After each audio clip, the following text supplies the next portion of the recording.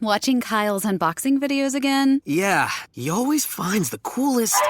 No way! A robot dog? Gotta ask where he got it. Or use your Samsung Galaxy S24 Ultra. Just draw a circle around the dog on your screen, and it shows you where to buy it right in the app. Whoa, I just learned a new trick. And that for once, I beat Kyle to the next big thing. Circle it, find it with the new Galaxy S24 Ultra and circle the search with Google. Get yours now at Samsung.com. Internet connection required. Results may vary based on visuals.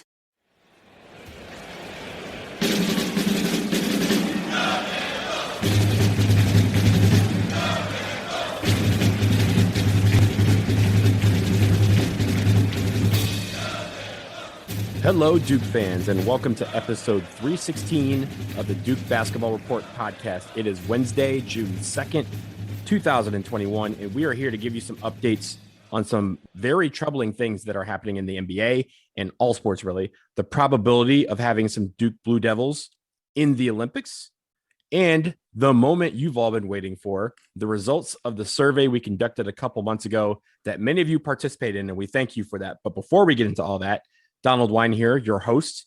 I have my friends Sam Klein and Jason Evans with me. Sam, good morning to you. Good morning, Donald. So since the fall, I've been working in a, office job, quote unquote, where I've been working from home. Theoretically, I'm supposed to be working in an office in Boston, although I have not done that yet. And yesterday I went to a happy hour with my colleagues for the first time. So all the people that I've been working on Zoom with since the fall, I finally got to meet them from more than, mid torso up, which was fascinating. So, and really wonderful. Good. Do they all have legs? They all have legs, right? Everyone had legs. Let's say, I hope one that everyone was wearing pants. But the other question I have is, did you all, when you guys left, do the wave like you do on Zoom when everyone signs off of Zoom? Everyone has to wave. I should have thought to do that. My biggest question going in was, how tall is everybody? And right. I found that there are a range of heights in my people who work at my job. As there should be. Diversity is great. Jason Evans, good morning to you. Are you still on vacation? Or are you back? I'm still on vacation. I'm still at the Jersey Shore. I've been up here for a few weeks. Coming back at the end of this week after my son's graduation. I have an interesting little story for both of you. So I do, as you guys know, I love to bike. I was biking along the Atlantic City Boardwalk yesterday, and a cute little 9-year-old, 10-year-old girl out of nowhere wasn't paying attention to what she was doing, and she jumped right in front of my bicycle out of the blue. I slammed on the brakes. Little girl is fine, but Jason is banged up. My bike went tumbling when I slammed on the brakes to avoid this girl.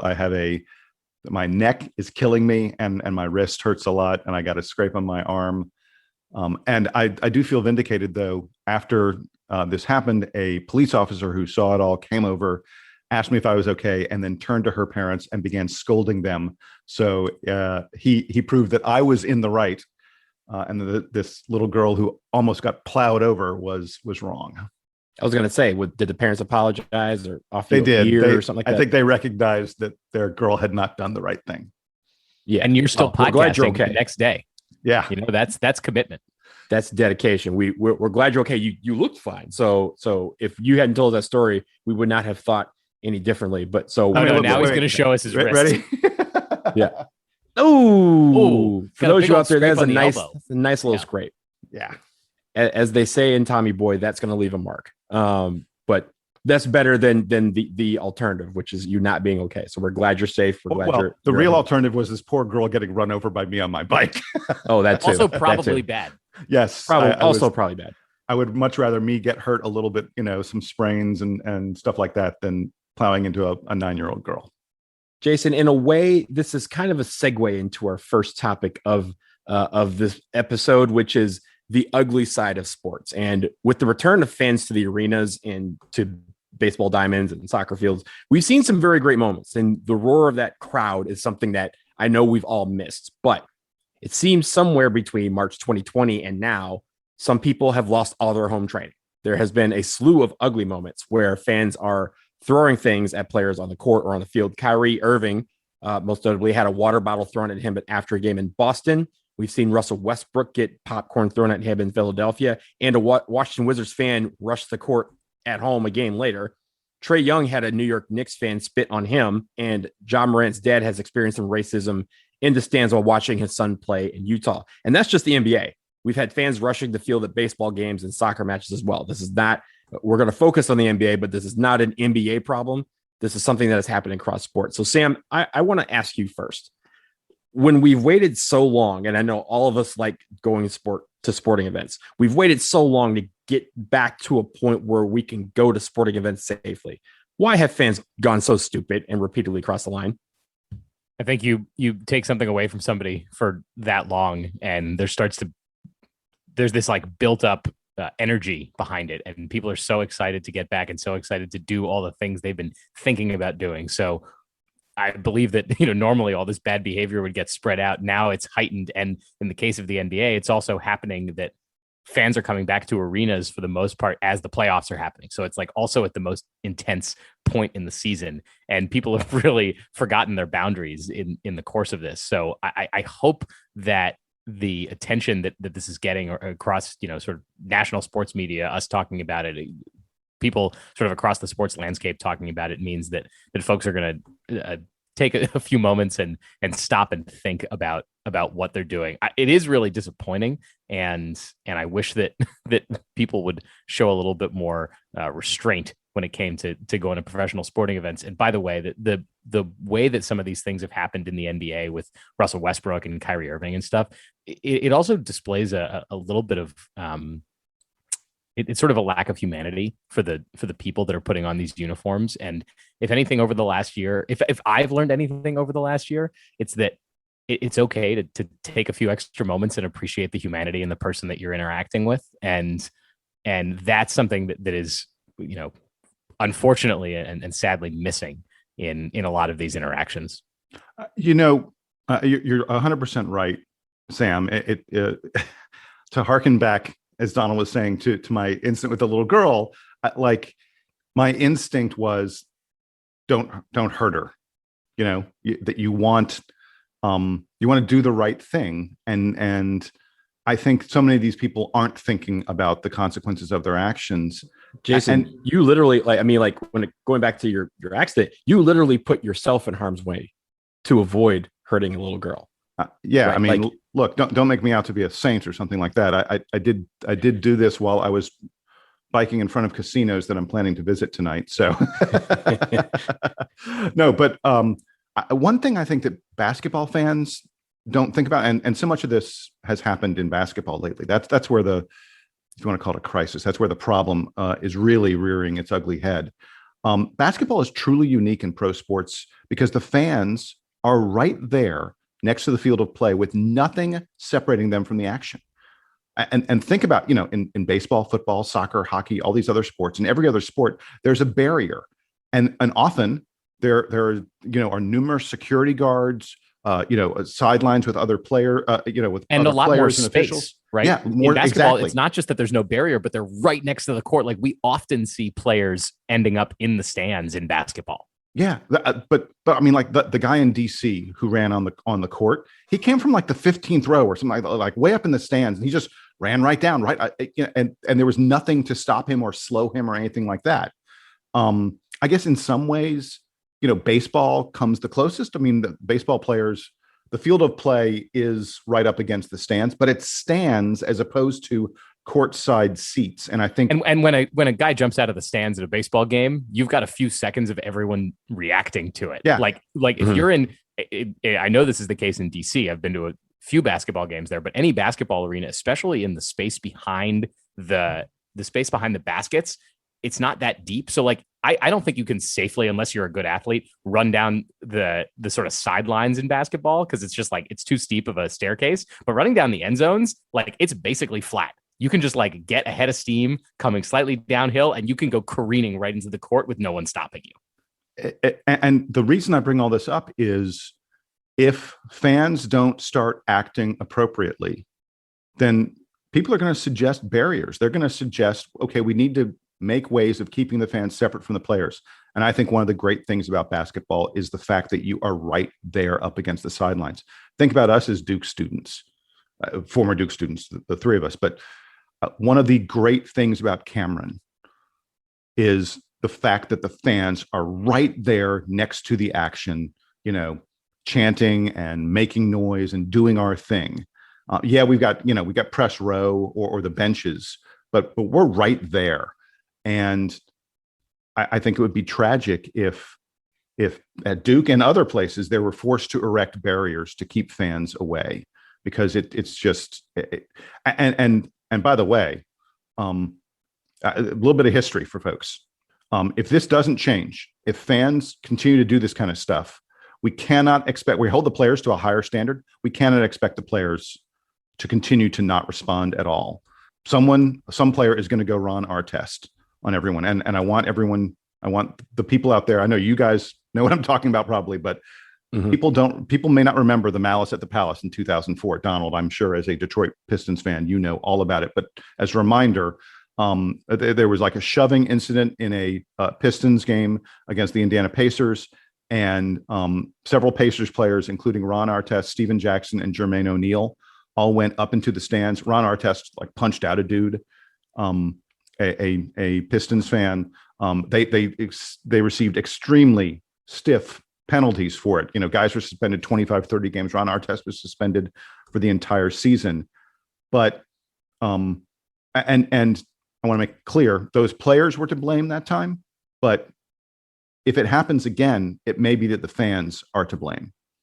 It's funny that you bring that up, because just recently, us Pistons fans were blown away by this fact. Ron Artest is friends with the guy that he punched out in Detroit. Here's why. Because he found out from the fan that the fan who threw the bottle of water or bottle of Coke, whatever, that hit him, was not the fan that he punched out. It was his friend. His friend offered him $50 to do that. And they laugh about it now, and they're friends and they joke about it. But I bring that up for this reason. A lot of people have been trying to say, oh, it's been alcohol that's to blame, or just the fact that people have been cooped up and they just need to release their aggression or angry. I have been angry at games, very angry. I have been despondent. I've never once taken something out of my hands and thrown it onto the field of play, whether it's soccer, basketball, hockey, no matter what. Also, we have a culture where a lot of people, especially when you're rushing the court or doing streaking or something like that, it's not alcohol that does it. It's peer pressure. And it's people going, hey, man, yo, go ahead, do it. No, I'll go with you. Go ahead, do it. And then someone just says, forget it, I'll do it. And they just run on the field, because that is something that they think is funny, and they think it's something that will help, we'll be legends when we do this. This is what's happening. And a lot of times, there's anger because there's the playoffs. There's, sometimes it's just anger. In the case of Kyrie, a lot of people felt he was disrespecting the Celtics and Boston in general by, putting his feet on the logo after the game. Whatever it is, that is no excuse for taking something in your hand and throwing it onto the field of play in any arena, in any field, in any stadium. That shouldn't be a no-no. And the thing about it is, it's going to punish the people that do pay their money and go and boo and cheer and do all the things that you're supposed to do at a game within reason, is going to punish them. Because imagine this, like you said, Jason, if they put in barriers and they say all college arenas and NBA arenas have put in barriers, that will fundamentally change Cameron Indoor Stadium. Fundamentally. That's my point. Yeah. Where are you going to put, 1,700 kids if you have to erect a barrier of some, stature between the court and the players? There's no room left in Cameron. It will fundamentally change how Cameron operates. It will fundamentally change how it looks. And we all don't want that. That is a staple of college basketball. And that's not the only arena that would have to go through something like that. Donald, I'm glad that you brought up the particular stupidity around the Kyrie thing, where the affront apparently was that Kyrie stepped on the Celtics logo. Like, what are we talking about here? This is right. Yes, I understand that fans get very passionate about their teams. We're obviously very passionate about Duke basketball, but I can't even imagine what a UNC player or a Kentucky player would have to do in Cameron to make me be like, man, I like they're really disrespecting the whole enterprise here. In a way that would get me that fired up to want to go, I don't know, throw something at them or something like this is so stupid.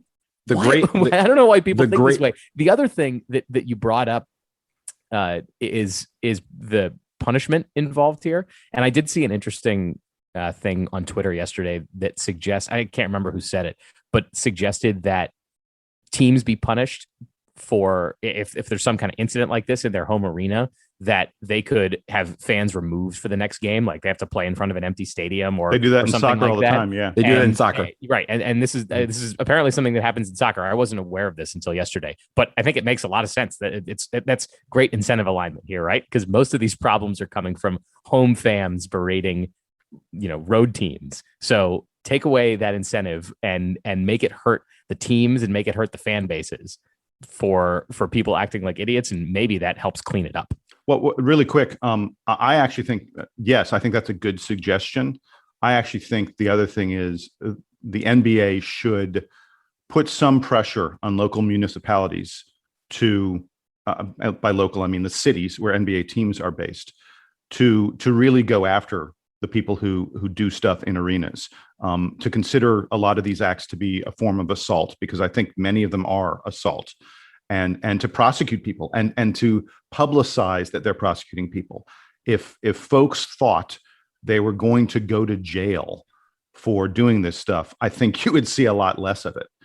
And then the last thing the other thing I wanted to mention was we've mostly talked about acts of aggression, but words matter also. And Donald mentioned, Donald, I was so glad when you gave the list at the beginning of the incidents that had happened. The spitting, the pouring popcorn, the throwing the water bottle, the guy who ran on the court. But you also included what happened in Utah with Ja Morant's family being subjected to terrible racist abuse. And that's not the first time that it's happened in Utah. Yeah. Well, and by the way, the Utah team tried to make up for it. They offered like Ja Morant's entire family to fly them out, to put them up for game 5. They said that, they would give them great seats and all this other stuff. And Ja Morant's family accepted, except for his mom. His mother said, I'm not going to go. Essentially, she said, I'm never going back to that arena, to those people. And I want to remind folks, I talked about the Malice at the Palace, Ron Artest punching the fan. There's been another incident in NBA history where a player punched a fan.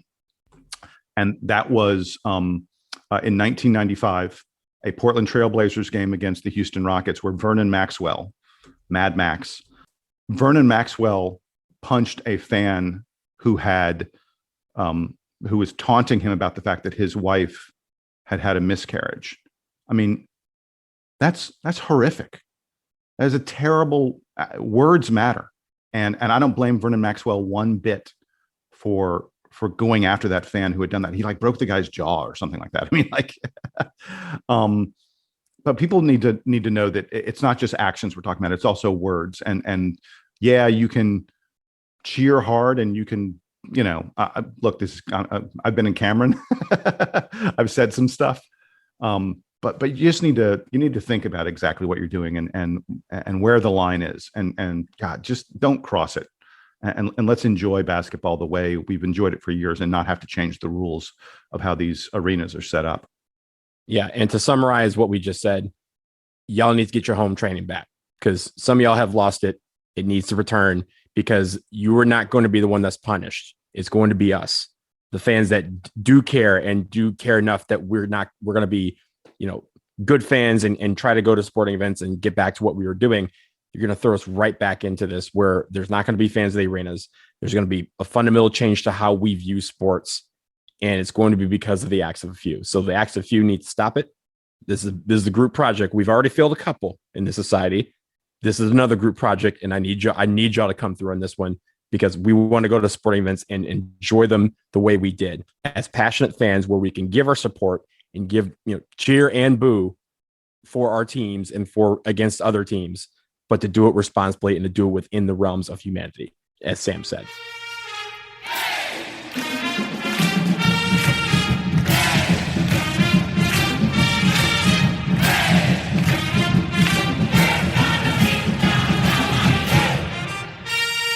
I do want to move on to the Olympics. The Olympics are coming up, at least we assume. We know there's been some talk back and forth on whether they will proceed. As of now, they are on. And for USA basketball, there's a couple things we wanted to talk about. And I know we'll talk about some other another team as well that is just to our north. But for USA basketball on the men's side, they will probably have the toughest decision on the planet outside of the head coach of the U.S. women's national team for soccer. Greg Popovich will have to decide which 12 guys he brings to Tokyo. But before we get into speculation, I want to start by giving a shout out on the women's side to our own Kara Lawson, who is the coach of the women's 3x3 team. I say 3x3 team, 3v. I can't even say it. Actually, hey, Donald, you know what? They actually call it 3x3. Like that's the way, like I heard Kara doing interviews, and she's been really involved in this for this enterprise for a while. They call it 3x3, which is kind of, I think it's kind of cool. Which is also weird because of the Olympics. The 3x3 team, that's much easier to say. The women's 3x3 team for basketball, her 3x3 team qualified for the Olympics. So she will take her team to Japan. So congrats to Coach Kara. We know of at least one Blue Devil that will be a part of the American Olympic delegation in the discipline of basketball. And because it's a Blue Devil, you love to see it, don't you, Jason? Oh, yeah. Yeah. And by the way, this has been something Kara Lawson's been working toward for a while. She is now in her 5th year, believe it or not, her 5th year being involved with the USA basketball coaching the 3x3 team, which I think is just, it's sort of this anomaly of regular basketball that we're not used to, but it's kind of cool. No, I have to disagree with you there. The Gus Macker tournament is the greatest tournament on the planet. It has been around for generations. And I have to say, on the men's side, we did not qualify. And I say it's because they did not go to Gus Macker and just get the best team, because the best team at Gus Macker will beat the Monstars in Space Jam. I'm going to agree with Jason, which is that despite Donald's knowledge of this tournament, I don't believe that it has crossed over into the mainstream. So yeah, it is still a little bit of a niche sport. Y'all don't remember slam ball? Come on now. Look, we don't have trampolines. Just because I've caught it on ESPN, the Ocho, at 4:00 in the morning does not mean that it qualifies as big time sports. So I want to back on topic. I want to point out that Kara Lawson's accomplishment of getting the team to the Olympics is a big deal. They went 6-0 in Olympic qualifying to get there, and making the field is not easy. There will only be 8 teams in the 3x3 field in Tokyo, and Kara Lawson has one of them.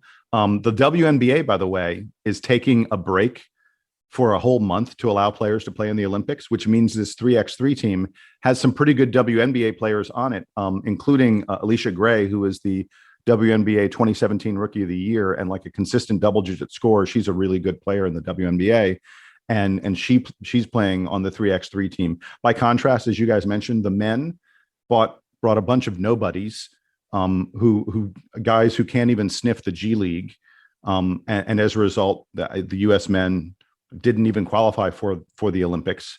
And I don't know why FIBA set up this rule for 3x3, at least on the men's side, that you had to like compete in a bunch of 3x3 tournaments over the years to even be considered for inclusion on the team. And as a result, basically all the really good basketball players in the world are not part of this, because these are all guys who can't make a living playing 5-on-5 basketball. So they're trying to make a living playing 3-on-3 basketball. I don't understand why FIBA's so stupid.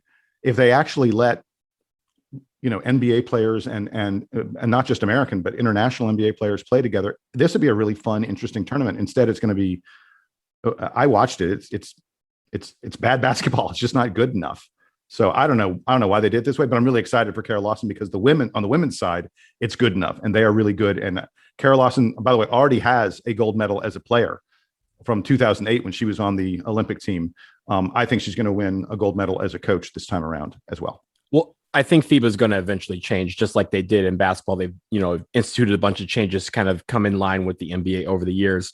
This is the first time that 3-on-3, I'm going to call it 3-on-3 because it's much easier to say it that way. 3-on-3 basketball is being played in the Olympics. So the 5-year program that you're talking about, she's been in it since the beginning because they just formed it 5 years ago. in anticipation of it debuting at these Olympics if they continue to go off. So I'm really happy that we're going to see that. Honestly, I love 3-on-3 basketball. It's street ball. It's that kind of style. Of course, in the Olympics, it's not as rugged or raw as you would see at the Rucker Park or something like that, or the Gus Macker tournaments. But that is the element of what this is going to go back to. Again, if you go find some ballers in the court, take them to the Olympics, USA should dust everybody every single time. But of course, we have to play the games, and we wish Kara the best of luck with her team in Tokyo. But I also did want to talk about the men's side, and we have a few guys that could potentially be included on this roster. And it really, like I said, we have probably 50 guys that could easily go to Tokyo and be a part of this Olympic team. We can only bring 12. So Jason, let's talk about the Blue Devils on the U.S. side. Who do you think is in the running, or even, if you think clearly on this USA basketball team? So there are three obvious names. Kyrie Irving, who has played in the Olympics before, and if he wants to, I think would make the 12-man roster. Look, one of the things with the U.S. Olympic team is the question of who wants to go and play. If LeBron James wants to go play, they're going to have LeBron James in the team. But I strongly suspect LeBron James he's already won. I think LeBron's already won 3 gold medals. I think LeBron will probably say he's not going to bother to play this time. And we've seen in the past, we saw at the World Championships a couple of years ago that the best U.S. players, a lot of them opted not to play. And so we don't know who among the guys who can decide, yes, I'm going to be on the team, or no, I'm not going to be on the team. Guys like Damian Lillard, guys like Steph Curry, guys like Anthony Davis. I can go on and on. We know the guys who are the 10 or so best players in the NBA. I think a fair number of those guys will opt not to play. I hope not all of them. Steph Curry, especially, who's never played in an Olympic team. Kawhi Leonard's never played in an Olympic team. I hope both those guys will go ahead and play. And Kyrie, I believe, is right in that group. And I don't know what Kyrie's going to decide. It may depend on how far the Nets go in the playoffs to determine whether or not. Look, if a team goes to the NBA Finals, I think its players will probably opt not to play in the Olympics because they'll need a break. And the Olympics run right up against the end of the NBA season. But next tier of players, guys who are really, really good, clearly would win a gold medal if they opted to play. In that group, I think there are a couple Blue Devils, Jason Tatum and Zion Williamson. And I think as two of the top young stars in the league, arguably maybe even the top two, Luka Doncic, but he's not American, but arguably the top 2 American stars in basketball right now, young, under 22, are Jason Tatum and Zion Williamson. And I think those are the ideal guys to have on the Olympic team. So I think it's pretty likely, especially if either of those guys want to play. And Zion is not playing in the playoffs at all. I think despite Tatum's heroics, Boston not playing in the playoffs. So I think that both those guys are pretty likely. So I mentioned Kyrie, I mentioned those two. The fourth one I want to mention is I think RJ Barrett is going to make Team Canada. And Donald, I didn't know. Do you want to get into the Team Canada discussion now? Or? Yeah, no, go ahead. We were going to talk about just, kind of how loaded they are becoming, and, how they're becoming one of the contenders for the gold medal. Yeah. So Canada, I think, is a really interesting situation because unlike the US, where our best players may opt not to play, in Canada, all their best players, Canada just announced all the players who are coming to their training camp, and all the best Canadians are coming. So there are 2 guys who are missing, which is Jamal Murray and Shai Gilgeous-Alexander, who are both injured, and arguably the 2 best players from Canada right now. But those guys both got hurt in the NBA season, and they obviously can't play because of that. But all the other good Canadians are playing. Andrew Wiggins is going to come play. RJ Barrett, Dylan Brooks, Kelly Olynyk, Tristan Thompson, Nickeil Alexander-Walker. I go on and on. Trey Lyles, Brandon Clark, Luguentz Dort. I mean, these are all NBA players. A lot of these guys are starters on their NBA teams. A lot of them are really good NBA players. Team Canada is going to have more NBA players than anyone except Team USA on their team. And now they have to get through a qualifying tournament first. They play Greece, China, Uruguay, Turkey, and the Czech Republic have a little mini tournament they're playing at the very end of June to determine who gets to go to the Olympics. Canada is hosting that tournament, and I think if these players are playing, Canada's winning that tournament. even if Greece has the Greek Freak, who it's pretty unlikely. I think he probably won't make it because of the playoffs. Even if Greece has him, Canada's the best of those teams, far and away. And I think it'd be. I've been waiting several years now for Canada to really field their best team and to play against the U.S. Make no mistake, Team USA will be more talented, but Canada will give them a run for their money because Canada is going to have an NBA loaded roster, and RJ Barrett will almost certainly be a part of that. And we should mention that RJ's dad, Rowan Barrett, is the general manager of Team Canada. He is the guy who's responsible for getting all these Canadian NBA players to commit to playing for Team Canada. Jason, I wanted to come back to USA basketball and the potential Duke connections. I hope that by the way, I love seeing Duke guys playing on Team USA or Team Canada or whoever it is. I think it's a lot of fun. It's obviously incremental exposure for the program, but it's just fun to see those guys playing in that high level, competition. With the Duke guys, I would be concerned that on the Zion front, I know that he's had some injuries the last couple of years, and so I'd be worried about him potentially thinking that he needs to sit it out so that he can make sure that he's fully healthy for next season, especially given all the expectations that are on him. Although, as you pointed out, he wasn't in the playoffs, so hopefully that's enough time off. Tatum, I think somewhat the same concern, but luckily, at least for him playing on USA, he didn't make it too far into the playoffs. Kyrie, if Kyrie is in the playoffs and the Nets are looking amazing, if the Nets are making the finals, or if guys like that make the finals, I tend to think they're not going to play USA. But LeBron has gone to the Olympics a couple times after going really deep into the playoffs. So it's not. But the finals are the finals are later this year. I know. So everything's just kind of thrown off. Like I said, anybody in the NBA finals, and I think it's possible that a lot of the guys that make the conference finals are going to say, "I'm just too tired. I played too many games, and it's too right." soon. And even if they technically could make it, they need the time off. And this year has been so crazy for the players. I know that even though they weren't fully quarantined, they still were under a lot of protocol for staying away from people during COVID. So I think that's had a really draining effect on a lot of the team personnel. So I would forgive anybody for saying, you know what, I'm good. I'm going to go take the summer vacation that I thought that I've been able to have the last few years and haven't really gotten to do normally. So hopefully then those guys continue on their strong trajectories and we get them all in the Olympics in 2024. By the way, RJ Barrett, I think, would be the first non-American Duke player to be in the Olympics or a World Cup since Marty Pošius represented Lithuania in the 2010 FIBA World Cup. So that would be really cool to see, and really would allow me to cheer for, not necessarily cheer for Canada, but cheer for RJ Barrett. I will allow, as he tries to go for some.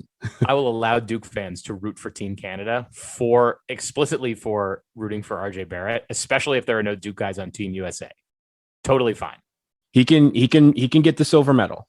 That's cool. That's right. Silver is cool. great. It's a and great hey, accomplishment. If you are Canadian, you should be excited about this. We know that our audience is not limited to folks in the United States. So if you are a Canadian Duke fan, here you go. How do you do, kid? How do you do, neighbors? I think this is going to be, just from the USA perspective, having those three guys on the Olympic team would be phenomenal. And honestly, is going to be the toughest decision ever for Greg Popovich, because how do you decide between those guys and other guys that are thrown into that mix? It's just impossible to do. So I don't envy that decision whatsoever, but I am really looking forward to seeing what Greg Popovich decides when it comes to this national team. And so let's take a quick break. And up next, it's survey results time. You don't want to miss it.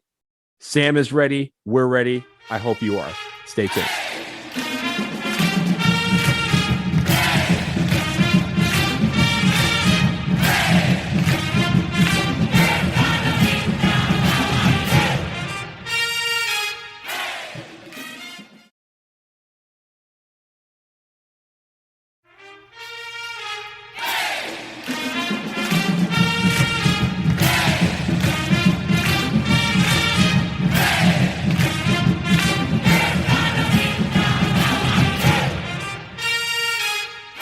Okay, we are back. And yes, folks, it is now finally that time. A couple months ago, as you all know, we conducted a survey where we asked you questions about how we are doing, what you like and don't like about the podcast, and what you'd like to see more or less of. And we also put ourselves on the hot seat here where you could grade our performances individually. Sam was the mastermind behind this survey. And so I now give him the floor to discuss the results that he has carefully analyzed. So Sam, take it away. I want to start with a bit of a blanket statement that I learned a little bit in business school about conducting surveys, and I would by no means consider myself an expert. But one thing that I do know about surveys is that when you survey an audience, you are going to find a lot of information, some of which is going to be contradictory and not helpful. So we ask you, should the podcast be longer or shorter? We got a whole mix of answers. I do think actually that we found that folks typically, or folk more so than not, of the people that listened or that responded to the survey, people want more shorter episodes. So that's definitely something that we can work on, and something that we've been trying to do throughout this season, although we're a bunch of, long-winded gentlemen here. So sometimes we just go longer. So we'll do that. I should also add that we're very grateful for all the people that responded to the survey. I think it's about 0.5% of our listeners responded. So anything that we tell you here is representative of a very small sample of the DBR listenership. I'm not quoting that number to say that I'm disappointed by it. I'm actually really encouraged and really grateful that folks took the time, because I know that the way that we built it, it did take a few minutes to actually get through the thing. And we didn't offer you any sort of incentive for opening the survey or doing it, other than the fact that we were pestering you. So thank you. So you should note we still had hundreds of responses. I mean, that's pretty great. Yeah, I'm very grateful for that, and I think it also, in addition to getting all the survey responses, I think that we've gotten more listener emails in the last few months since we talked about the fact that we were doing the survey. So clearly, there is some need from you, the listeners, to be getting in touch with us. So that's awesome, and we hope that we can continue to do that. I will go through a few of the things that I think are top of mind for me that I would love to share with not just the two of you, but with the audience. So a couple of things I said that one of the things I found is that people want more shorter episodes. So I think we can try to do that. I did want to go through a few interesting things. One was we asked you who your favorite guests have been, and we didn't list any of the guests. We've had a number of guests on the show over the years, between former players, journalists, coaches, all kinds of people that we've had on the program. And the people who were most popular, actually, I don't know, Donald or Jason, if you had access to the survey results. I don't know if either of you dug in too deeply. And do you know who our most popular guests were on this program? Kenny. Yeah, I was going to say Kenny Denard, definitely. There's a big three they're all former players. So Kenny Denard is one of them. Who else do you think is on there? I mean, Jay Billis. Jay Billis is also one of the big three in DBR podcast guests. And there's one more. And I think this would be the hardest one to guess, but then I'm going to say his name and you're going to say, oh yeah, he was a great interview. How about Chris Burgess? Chris Burgess got a couple of votes, but he was not at the top. It was Chris Burgess was a great interview. Chris Burgess was a great interview. Go back and listen to that one. But Cassius Stanley got, was the other top guy. So Kenny Denard, Cassius Stanley, and Jay Billis, kind of far and away the most popular guests that we've had. And I know we've talked about bringing Jay Billis back. I would like to bring Cassius Stanley back. Hopefully there's more to talk about with him. Hopefully his NBA career really takes off, and then we'd have even more excuse to bring him on. The other guy who we've spoken with, who I think got a lot of positive attention, was Brendan Marks, the writer for The Athletic, who covers Duke and UNC basketball. So it's great having him on. We also got a few votes for John Shire. Have we interviewed John Shire directly on the show before? Yes. It was about 3 years ago. It was right after he had a baby. Oh, that's yeah. right. I didn't even remember. See, this is how long we've been doing this and how many cool interviews we've done. So I guess I'm too grateful. I did want to note on the topic of guys we haven't interviewed, two people noted that they loved when we interviewed JJ Redick. I'm pretty sure we haven't interviewed JJ. We've not interviewed JJ. No, we would like to interview JJ Redick. That would be really fun. But he's got his own podcast and he interviews cool. Hey JJ, come on the podcast. Yeah, exactly. JJ, come on the podcast. And I think we put out this podcast before, or this survey, we put it out before we interviewed David Rubenstein. So I'm going to assume that he would have gotten positive press, but we didn't get to hear about that here because the survey came out in March, and I think we interviewed him in April, which is a bummer. So what was cool though was we heard a lot of a lot of different former Duke players that got love from listeners in that survey. Shane Battier, Jason mentioned Chris Burgess, Nolan Smith, Justin Robinson, Reggie Love. We've had a ton of cool guys on the show. Another thing that we asked that I think is something that we're going to be able to maybe change around the way that we do the program.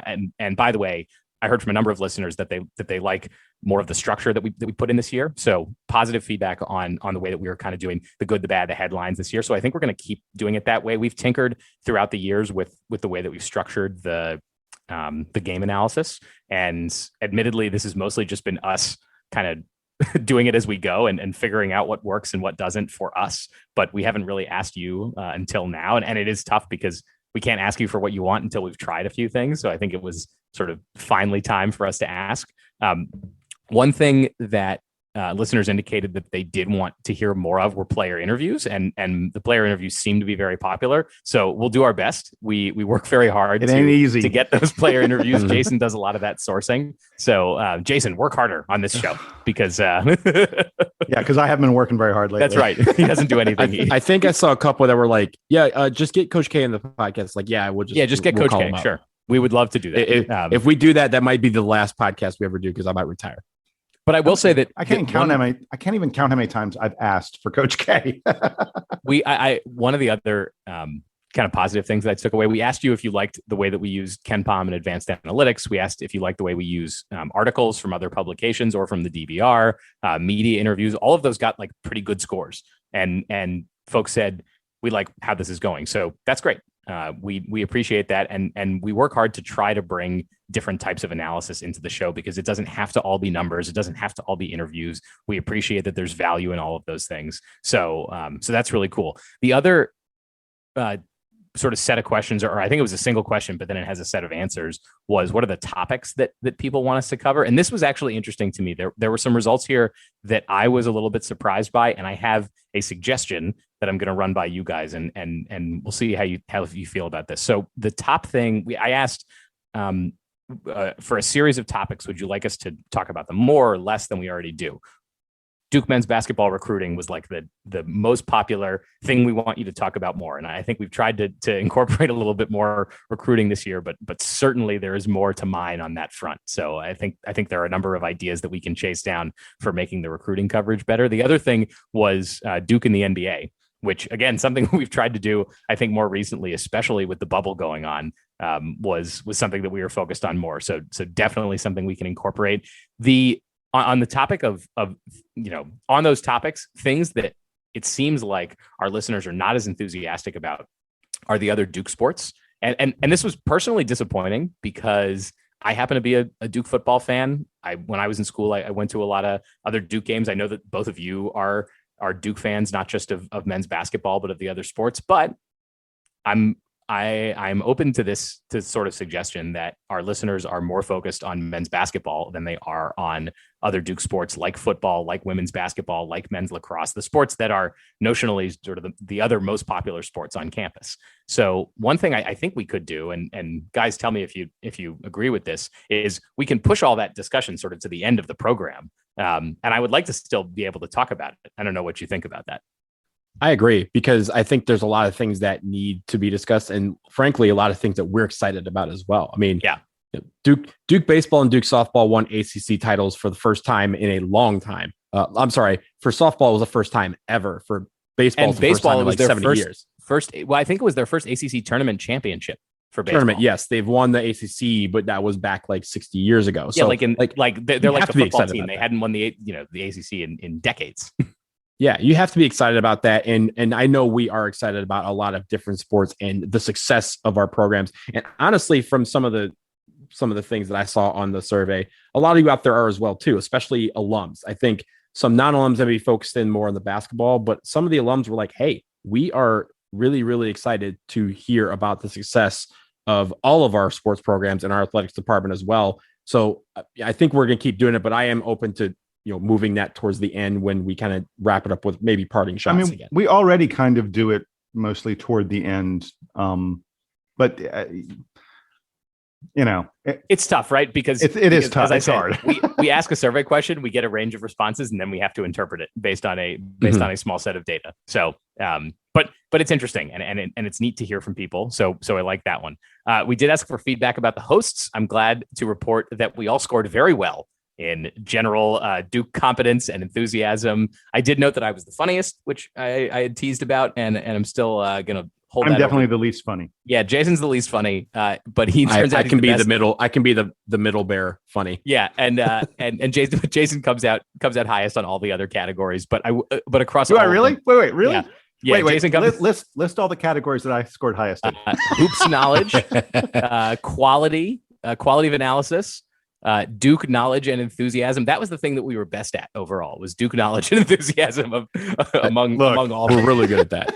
Yeah. If you sit down 2+ times per week for an hour to talk about Duke basketball with people in other cities, we would hope. You better score high on passion. But looking at like the scores that we each got, or like the average scores that we got in each of these categories, I was the lowest on Duke passion and enthusiasm. So I'm not gonna take that personally. It's fine. My score on that category was higher than anybody else's score in any other category. So that is the thing that we are best at. And then I also am the funniest. So I'm gonna be proud of that. But we're glad that you like us, because if you didn't like us, man, you are really wasting your time here. That would really be an enormous bummer. On the topic of other podcasts that people listen to, I didn't actually fully like rank these yet, but I'm just doing a sort of qualitative look. Lots of people like Bill Simmons, which I don't find surprising. It turns out also a lot of people like the Eye on College Basketball podcast, which is one of my favorite shows. And a lot of people like JJ Redick's podcast, The Old Man and the Three. So my big takeaway here is that people who listen to the Duke Basketball podcast, Duke Basketball Report podcast, love basketball. Also, it means JJ Redick coming to podcast. Yeah, and JJ Redick should come on the podcast. And if Bill Simmons and Gary Parrish want to come on the podcast, you guys are welcome to. So we'll interview any of you. The crazy thing about Bill Simmons for me, like, I don't listen to his sports stuff. I listen to his movie stuff. The Rewatchables is a wonderful movie podcast. The Rewatchables also got a lot of love. I see a lot of NPR programs, which I'm personally a fan of. So I see a lot of NPR, a lot of 538 politics. I took a lot of the list and went through to make sure that I had them on there, or at least listen to them. I have to say, you guys like a lot of podcasts, and I can't add, whatever it was like. I think it kind of like 87 new podcasts that I tried to add to my feed. That doesn't work. So I did delete a lot of them, but some of them are still on there. And it's thanks to you all out there for suggesting them. I'll go organize this list more thoroughly, either this week or next week, and publish the whole thing, because it actually would be fun to share with listeners, to be like, what is everybody in the DBR podcast community listening to? Because it's not just sports and pop culture. There's all kinds of different stuff. And when we asked the question, I made a point of posting what our favorite shows are, so that I could give people a little nudge. Like, you don't have to say that your favorite shows are all about sports. You can tell us that they're all kinds of things. I will say shout out to the like 3 or 4 of you that I saw. I know there might have been maybe 1 or 2 more that listed my other podcast on the soccer Stars and Stripes. Stars and Stripes C. So appreciate all you guys for. Apparently you love my voice because you listen to it doubly, which is kind of scary in a way. But I do appreciate you chiming in on both of those. I also needed to give a shout out. I put the 2 shows that I put in as my other favorites are 99% Invisible, which is an architecture and design show that I really enjoy, and Effectively Wild, which is the Fangraphs baseball podcast, which I love. And then the other one that I didn't mention is Revolutions, which is a history podcast that is still going strong. And a couple people mentioned that one that they like too. So that was really cool. Jason, did you have any other commentary on the other content that people are consuming out on the internet? No. I marvel at how many podcasts people are able to consume. I mean, Donald talked about 87. I really have about 5 or 6 that I make sure I listen to every episode. And when we've already mentioned most of them, it's 538 Politics, it's us, it's Eye on College Basketball, it's the Rewatchables, it's the New York Times, The Daily. By the way, if you don't listen to The Daily, it's only about 20 minutes most episodes. It'll make you smarter. Period. End of story. So I just have a lot of time for podcasts. Thank goodness. I make a lot of time for podcasts. So I thought this was fun. there were a lot of nice words that people left for us for why they listened to the show. And I think that was all well and good. Most of it, I think, comes out in our Duke enthusiasm and our desire to kind of bring a little bit more to the table. So that was fun. There were some great ideas about ways that we can improve the show. And I'm not going to belabor all of them. I did want to note a couple of funny ones that people put in and jokes that people left in the comments that I thought were worth retelling. One was, you should add video, although y'all may not be made for TV. They just, the listener left that right in there. And, that might be a fair assessment. I'm not sure. I'm definitely made for TV. Look at this face. It's premeditated. Y'all can't see it out there, but if someone else did good. Someone else recommended, don't coach the hosts to speed up the pace too much. I don't know who you think is coaching us. We coach ourselves. We're a self-coach team. We're putting ourselves in the game. So. I think because we've been doing this for a while, we naturally talk fast and know when to jump in on each other and that kind of stuff. So it doesn't, in many ways, this doesn't feel like a real conversation that you would have with someone out there, because we've reached the point where we know exactly how to do this kind of thing. I would hope, and deliver as much information as possible to people as quickly as possible. Look at me talking really fast right now. honestly, this is the one thing that I think people who listen to podcasts and don't do them think is very natural. This is the most difficult thing to do on a podcast, is to take something that and not talk about it like you talk about it with your friends or with your family. Because if I'm talking about Duke basketball with my friends, there's a lot more animated. There's a lot more curse words, and there's a lot more just like demonstrative behavior when it comes to how we react to different things. We have to kind of tone it down and then make it so that it's presentable to people where they can listen to it later and still feel that passion, but still kind of get something out of it. It's very difficult. And there's less delivery of information. I mean, look, we're here as fans. And our passion is a large part of this, but we also need to be providing interesting content and information that folks don't otherwise have. I mean, look, how many people out there listening to this podcast knew that Luguentz Dort was one of the guys who's going to be playing for Team Canada this summer? I'm bringing the knowledge. Like I mean, also that part too, it's changed the way that I watch the game. You can't watch fully as a fan. You kind of have to take note of different things. I know, like, we always chat during the games about things that we've seen or something like that, or even just taking notes during the game. I think those are little things that have changed over the course of the years, where I take that approach to basketball games now. It's almost hard to go to a Duke game because you can't do everything that you would do with your computer in front of you and watching the TV and kind of reacting to things. You kind of have to take it from a different element. So it's very difficult, but it's something that I'm glad we've been able to really improve over the years. And one more half funny and half prescient comment that we got that I wanted to highlight: have a surreptitious and unblockable feed into Inside Carolina just to annoy the hell out of them. I thought this was hilarious, so I'm working on that one. And then the listener followed up with, okay, if not that, it would be really cool to interview non-athlete celebrities, business, entertainment, or elsewhere during the off season that are huge Duke basketball fans. Guys, we did it. We got David Rubenstein on, and we'll get more whenever we find them. And I want to note that I have asked for on numerous occasions Ken Jeong, who I think, the comedian. We were close too.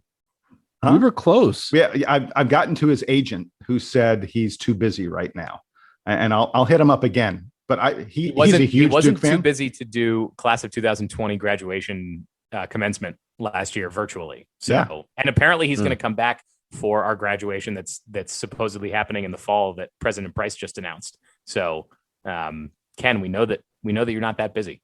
We know that. Well, I mean, I'll go to Durham. He's busy. We'll go down to Durham that weekend and we'll make it work. He's busy watching non-singers sing, so he's kind of busy. I guess he's busy. So, a couple other he'd be a great one. Because he's a huge Duke fan.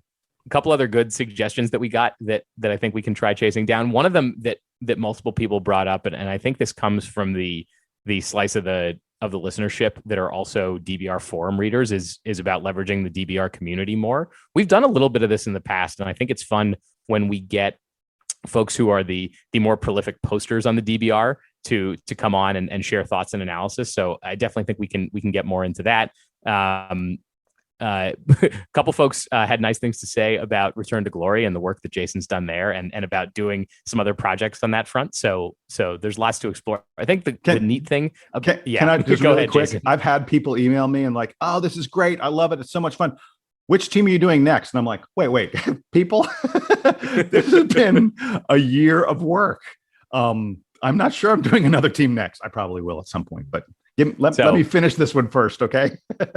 The cool thing is that the basketball season gives us a lot of off time, so to say, for us to think about and do sort of special projects like this. So more to come. We don't know what it is yet, but we'll share it with you when you're ready. So I think that's it for survey stuff. I'll work on posting the list of podcasts that folks listen to. Thank you again to everybody who listens week after week to us, and especially to those of you who got in touch with us via the survey to share your thoughts. It's really helpful. It really it makes us feel good about what we're doing, but also it is helpful for sort of helping us to grow this program and make it more of what you're looking for. So thank you again. Great. Yeah, no, we definitely appreciate everyone who filled out the survey, who sends us all these comments, questions, suggestions via email, dbrpodcast@gmail.com. And also thank you, Sam, for putting all this together, helping us put together the survey, and most importantly, tabulating the results, which I know aren't easy to do when you're going through a survey that has a lot of questions and a lot of responses to each question. So we appreciate all of you out there. Before we get out of there very quickly, Jason, do we have an update on Return to Glory? Is there going to be an episode this week, or are we taking a break since you're still on vacation? So because I'm still on vacation, because this week I am coming back to Atlanta. I'm going to be busy packing and packing up my sons from college and all that other kind of stuff. There will be what I call a short episode. There'll be an episode where I announce the fact that that we will not have a long episode, and during that episode I will have a couple little short snippets, like I did last time. I had a little story from Jay Will that hadn't made it into other episodes. I'm going to find a couple things that have made it into other episodes that I will put in this week. But then starting next week, we are at the Final Four. That's where we are in Return to Glory. We're going to finally going to learn about Mike Dunleavy.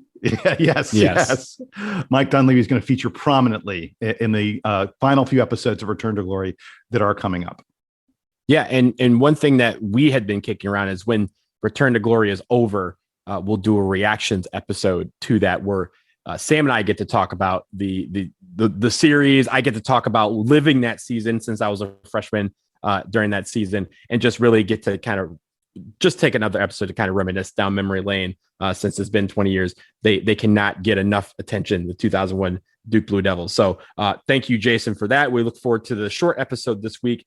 But that will do it for episode 316 of the Duke Basketball Report podcast. As always, please like, subscribe, rate, review, and tell your friends about the show. We really appreciate it. As we move into the summer, we're going to try to keep bringing you content on things you like when we can. So if you have questions or topics that you wish for us to consider, again, dbrpodcast@gmail.com. So for Sam and Jason, I am Donald. This is the DBR Podcast. And now, Duke Band, the floor is yours. Take us home.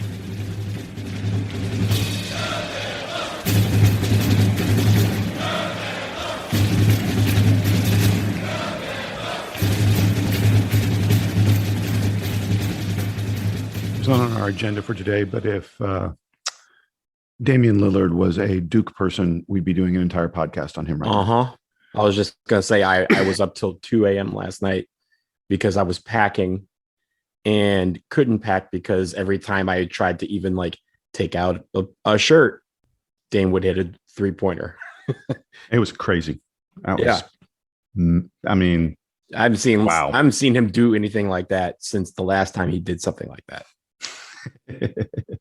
Let me give you a big Labor Day surprise. Most people think if we all exercise the same and eat the same, we'd all look the same. And let me tell you why that's wrong. Your body is unique and your metabolism is unique. I'm Lacey Green and I'm a super trainer at Body. That's BODI.com. And you can't see me, but I don't look like your average personal trainer. I'm curvy and I'm proud of it. So I created a program for beginners only on the Body app to show people like us how to get incredible results and be our version of happy and healthy. This isn't just workout videos. It's people like you and me. It's community. It's incredible trainers. It's easy to follow nutrition and mindset experts to help you reduce stress and just feel better.